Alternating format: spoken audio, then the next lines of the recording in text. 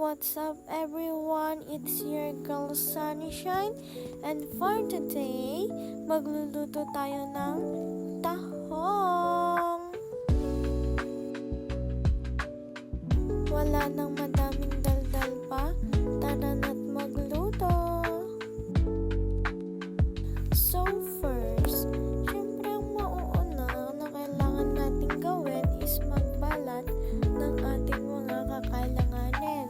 Katulad na lang nitong bawang, balitan ng bawang, at chopin ng pino. Next, kailangan din natin ng luya, pampatanggal lansa ng ating tahong. So, pitpitin lang natin yung luya, tsaka natin gayatin.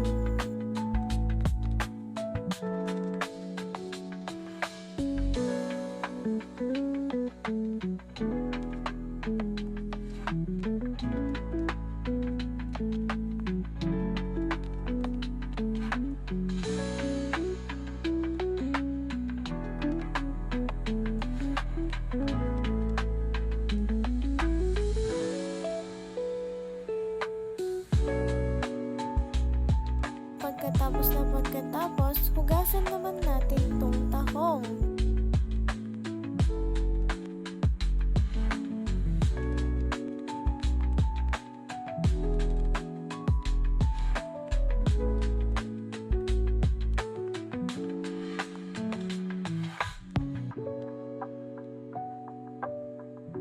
As you can see, may mga bumuka na kasi nilubog na siya ni Lola kanina sa mainit na tubig.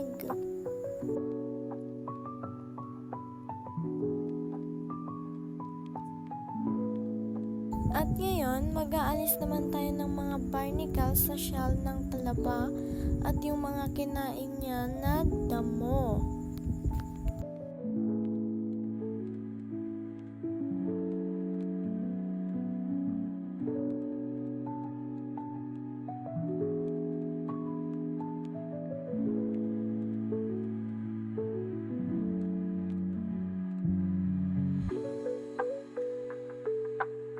After that, magigisa na tayo. Maglalagay tayo ng oil.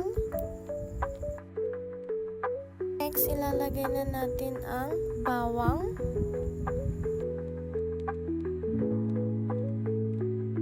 Isa lang natin siya until mag-golden brown, pero ba't parang sunog yung akin? Ilalagay din naman natin ang luya para maalis yung lansa ng ating tahong. Next naman, kung naamoy na natin yung bawang, ilalagay na natin ang kamatis. Igisa lang natin siya hanggang sa lumambot.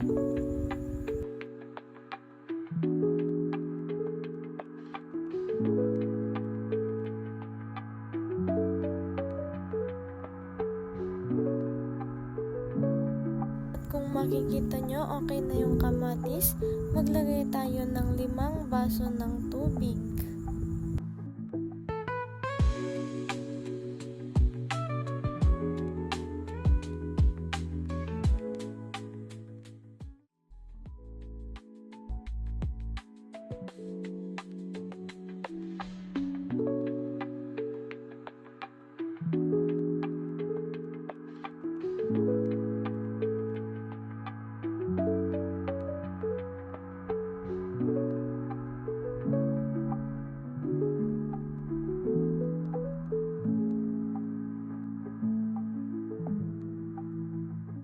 Pag kumulo na ito, lunurin na natin